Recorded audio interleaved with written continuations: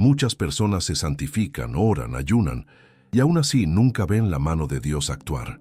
No es porque Dios no escuche, no es porque te falte fe. Hay un error espiritual silencioso, tan común que casi nadie lo detecta, y mientras siga ahí, la mano de Dios permanece oculta. Hoy voy a mostrarte cuál es ese error, porque cuando lo corriges, todo empieza a cambiar. Muchas personas se santifican, oran, ayunan, y aún así, nunca ven la mano de Dios actuar. No es porque Dios no escuche, no es porque te falte fe. Hay un error espiritual silencioso, tan común que casi nadie lo detecta, y mientras siga ahí, la mano de Dios permanece oculta. Hoy voy a mostrarte cuál es ese error, porque cuando lo corriges, todo empieza a cambiar. ¿Cuántas veces nos hemos preguntado en medio de la adversidad, ¿dónde está Dios? ¿Por qué no veo su mano obrando en mi vida? Hermanos, permítanme decirles con toda franqueza que esta pregunta, aunque legítima en nuestra humanidad, revela algo profundo que necesitamos confrontar hoy. Existe un error espiritual tan sutil, tan engañoso, que ha cegado los ojos de innumerables creyentes a lo largo de los siglos. Un error que no nace de la maldad del corazón, sino de la debilidad de nuestra comprensión. Este error nos roba la paz, nos quita el gozo y nos impide reconocer la mano providencial de Dios, obrando constantemente en cada detalle de nuestra existencia. El gran predicador Charles Spurgeon, a quien llamamos el príncipe de la predicación, solía advertir con pasión sobre este peligro.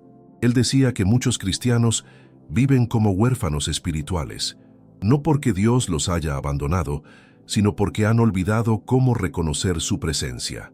Spurgeon predicaba que la ceguera espiritual no siempre proviene del pecado deliberado, sino frecuentemente de expectativas equivocadas sobre cómo Dios debe actuar.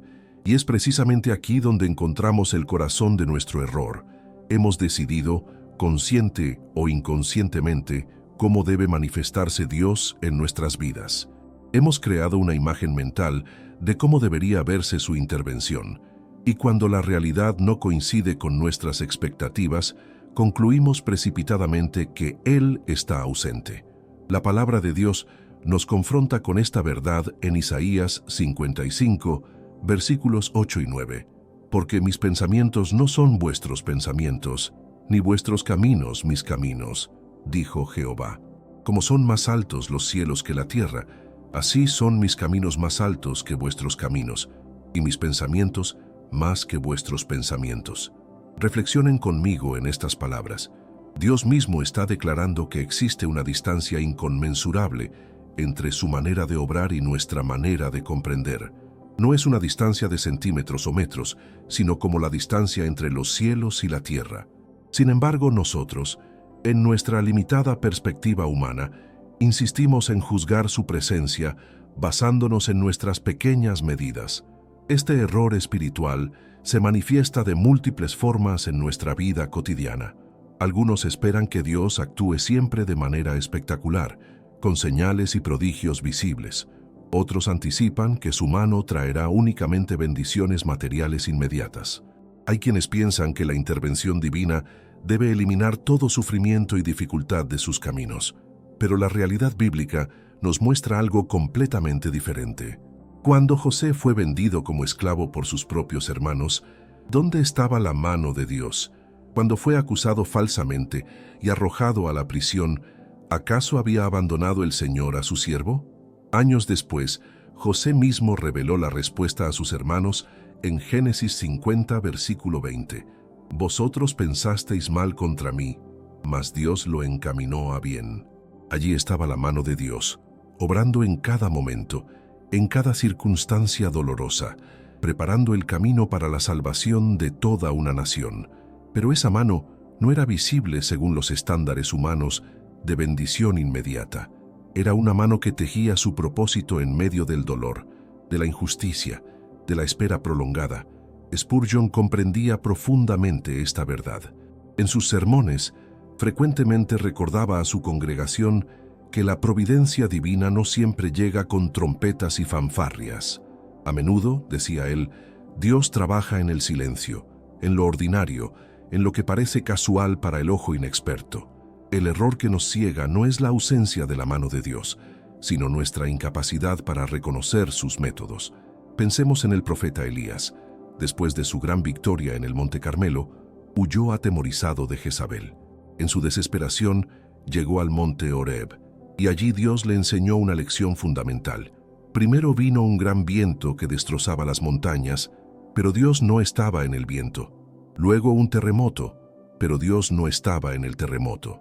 Después fuego, pero Dios no estaba en el fuego. Finalmente, vino un silbo apacible y delicado, y allí estaba Dios. Esta historia del primer libro de Reyes, capítulo 19, nos revela algo crucial. Hemos aprendido a buscar a Dios solamente en lo extraordinario, en lo espectacular, en lo obvio, pero Él frecuentemente se manifiesta en el susurro, en lo sutil, en los detalles que pasamos por alto porque estamos esperando el terremoto. El error espiritual que nos impide ver la mano de Dios es nuestra insistencia en dictarle a Él cómo debe revelarse. Es nuestra demanda de que se ajuste a nuestros tiempos, a nuestros métodos, a nuestra comprensión limitada de lo que constituye una bendición. Es nuestra negativa a aceptar que su sabiduría infinita puede estar obrando precisamente en aquello que nosotros calificaríamos como ausencia o silencio. Cuando David escribió el Salmo 22, comenzó con esas palabras desgarradoras: Dios mío, ¿por qué me has desamparado? Era un grito de angustia real, genuina. Sin embargo, ese mismo salmo profetizaba la cruz de Cristo. La mano de Dios estaba tejiendo la redención de la humanidad, incluso en medio del aparente abandono. Lo que parecía ausencia era en realidad la presencia más profunda, trabajando el milagro más grande de toda la historia. Hermanos, necesitamos comprender que la mano de Dios no siempre se manifiesta eliminando nuestras dificultades. A veces, su mano nos sostiene en medio de ellas. No siempre abre puertas instantáneamente. A veces nos enseña paciencia mientras prepara el momento perfecto.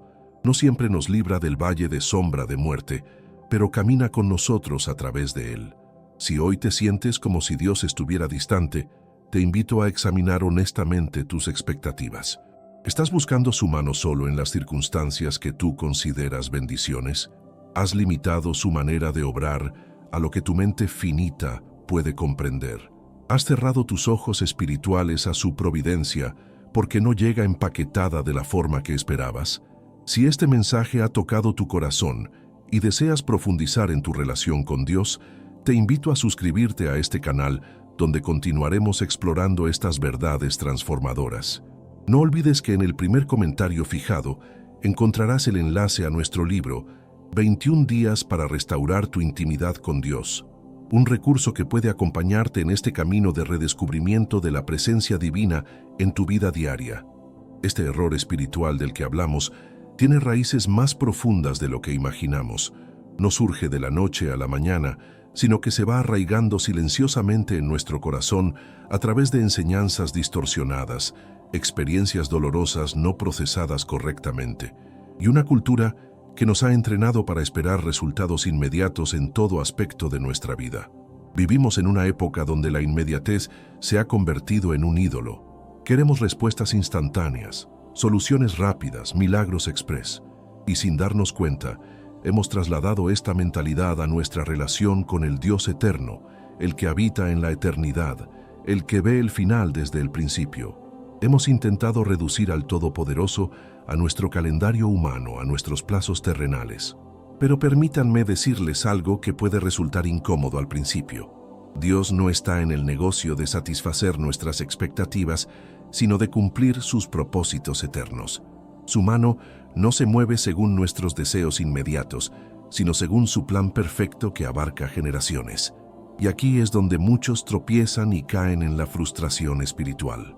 Recordemos las palabras del apóstol Pablo en Romanos 8, versículo 28. Y sabemos que a los que aman a Dios, todas las cosas les ayudan a bien. Esto es, a los que conforme a su propósito son llamados. Noten que no dice, todas las cosas son buenas, sino que ayudan a bien. Hay una diferencia monumental entre ambas afirmaciones. La mano de Dios está obrando incluso en aquellas circunstancias que no son buenas en sí mismas. Está tomando la traición, el dolor, la pérdida, la enfermedad, la espera interminable y tejiendo con ellas un tapiz de propósito que va más allá de nuestra comprensión presente.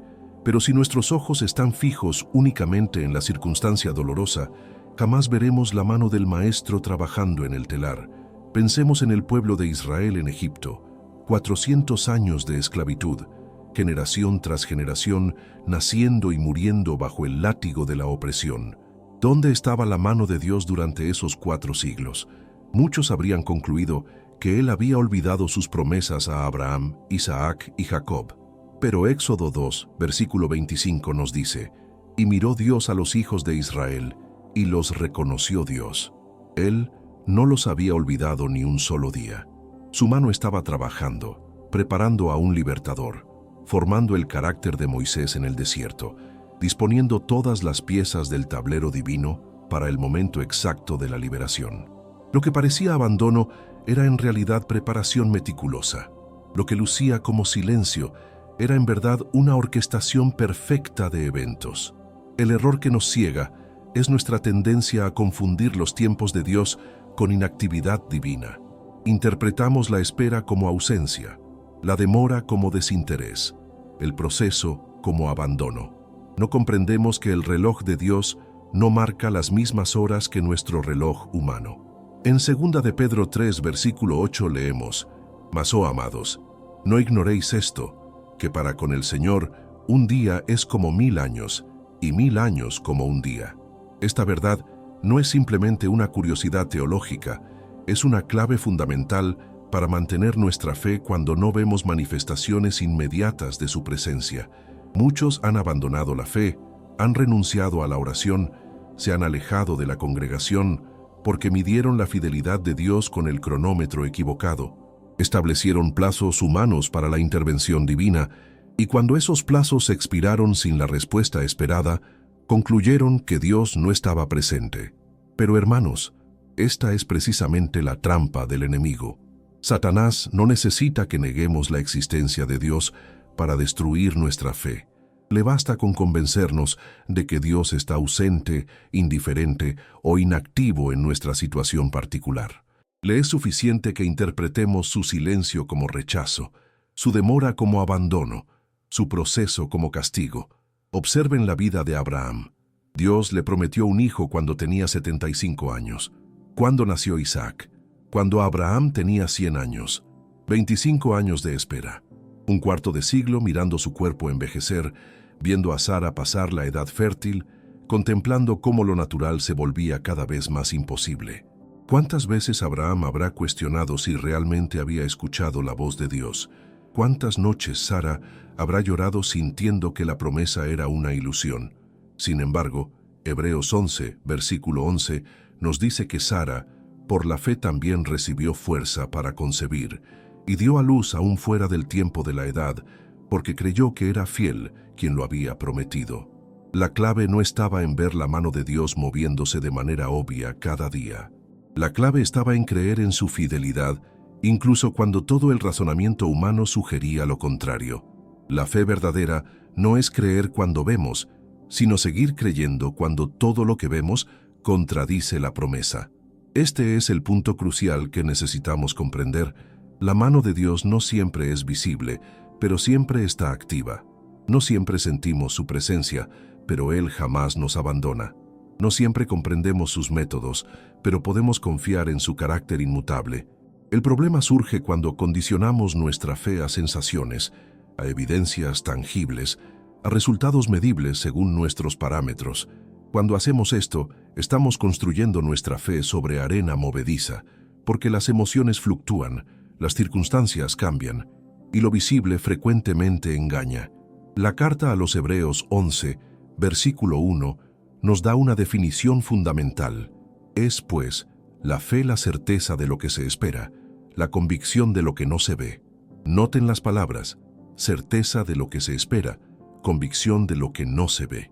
La fe auténtica opera precisamente en el terreno donde la vista física termina, donde la evidencia tangible se agota, donde el razonamiento humano alcanza su límite. Cuando demandamos ver antes de creer, cuando exigimos señales constantes para mantener nuestra confianza, cuando necesitamos evidencias repetidas de que Dios está presente, no estamos ejercitando la fe, estamos operando por vista. Y Dios llama a su pueblo a caminar por fe, no por vista. Ahora bien, comprender este error no es suficiente. Necesitamos ir más profundo y preguntarnos, ¿cómo se corrige esta ceguera espiritual?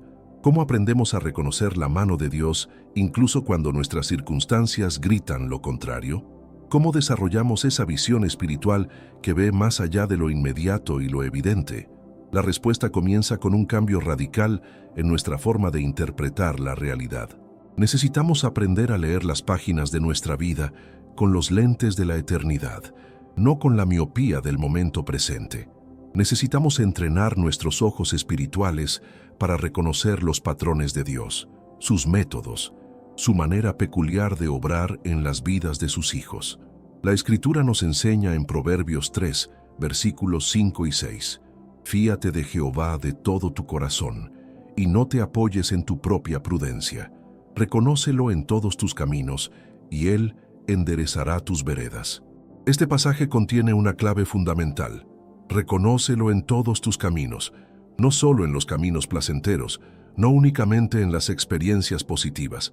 Cuando el texto dice, todos tus caminos, incluye los valles oscuros, las temporadas de sequía, los momentos de confusión, las etapas de espera dolorosa. Incluye esos días donde te levantas y no sientes absolutamente nada, donde oras y parece que tus palabras rebotan en el techo, donde lees la Biblia y las palabras parecen letra muerta en una página antigua. Reconocer a Dios en todos los caminos significa desarrollar la capacidad de discernir su mano, incluso cuando está oculta a la vista natural. Es cultivar esa sensibilidad espiritual que detecta su presencia no por lo que sentimos, sino por lo que sabemos de su carácter revelado en su palabra. Miremos el caso de Job, un hombre íntegro y recto que perdió todo en cuestión de horas. Sus hijos murieron, su riqueza desapareció, su salud colapsó, y hasta su esposa le sugirió que maldijera a Dios y muriera. Si alguna vez hubo alguien con razones legítimas para cuestionar la presencia de Dios, ese fue Job. Sin embargo, en medio de su dolor insoportable, Job declaró en el capítulo 13, versículo 15, «Aunque él me matare, en él esperaré».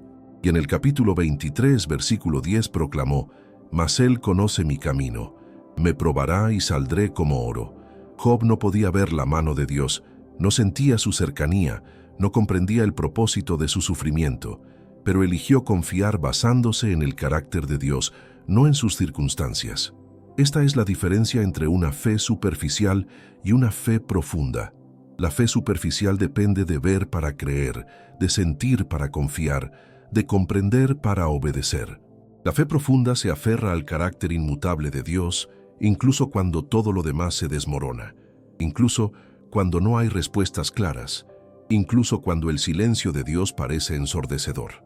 El apóstol Pablo comprendió esta verdad de manera extraordinaria.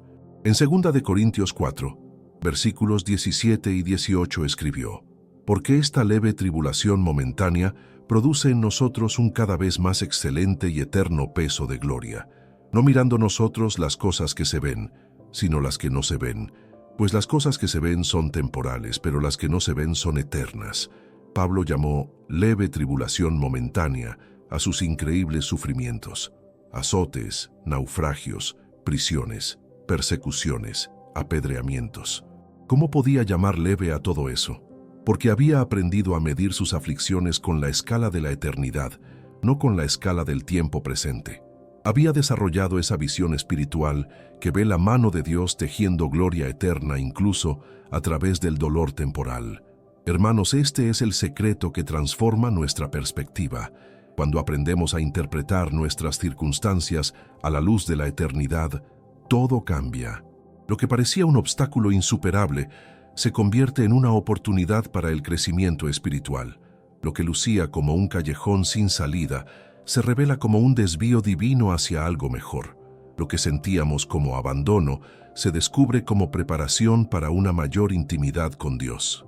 Pero corregir este error espiritual también requiere que abracemos una verdad incómoda. No siempre tendremos respuestas.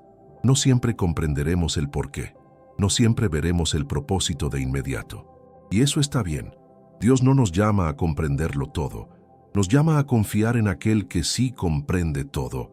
En Deuteronomio 29, versículo 29 leemos: «Las cosas secretas pertenecen a Jehová nuestro Dios, mas las reveladas son para nosotros y para nuestros hijos para siempre».